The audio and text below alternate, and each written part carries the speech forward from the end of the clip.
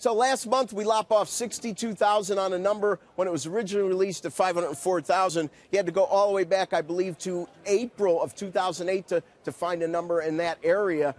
So big difference. And Peter Bookfar, friend of CNBC, emailed me. The year-to-date average now in new home sales is about 425,000, and he compared that to the average of all of 2013 at 430,000. Give me your comments on all of that and today's number in general.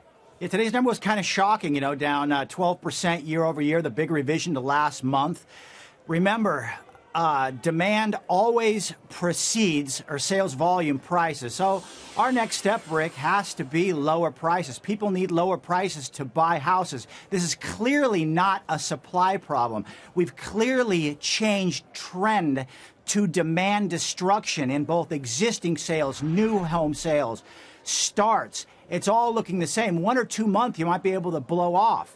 But after this many months, this far into the year, this nuclear Fed policy for this long and 0% interest rates for 5 or 6 years now, this is all we get. This is clearly a structural demand problem that requires three things. Let me interrupt you right there, Mark, because I so agree with you. I did this little thing in February of 2009 where I said low interest rates, you can put them in negative territory. That's not going to really help housing. It's not necessarily about the financing of housing. It's about being able to afford a house. And I think that's borne out.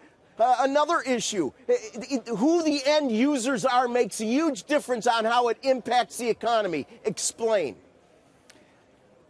Existing home sales and the surge we saw over the past 2 years was run largely by investors getting pushed out the risk curve, buying houses to flip and rent as an alternative asset class. In fact, we saw just yesterday, 33% of all existing home sales, earlier this week, are from investors. And I think that's skewed how people look at the macro housing market. Again, this is not an end user driven recovery. In fact, this is not even a durable recovery with escape velocity. Normalization keeps getting pushed out every single quarter. Now we're out to 2017 consensus estimates for a normalized housing market. Again, Rick, all this right, Mark, listen, we have 20 seconds left. 20 seconds left. I want your expertise.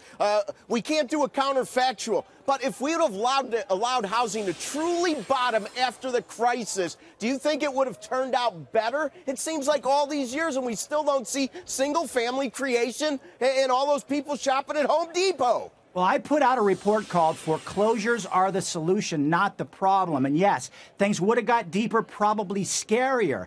But now we would have had all those people foreclosed upon. They would have delevered. They would have raised capital. They would have been back in the market buying houses as first-time buyers today. Where are the first-time buyers, Rick? I could talk to you for hours. We're going to bring you back as we get the next month to see what kind of wild ride we're on. Thanks for taking the time. Sarah, Carl, back to you.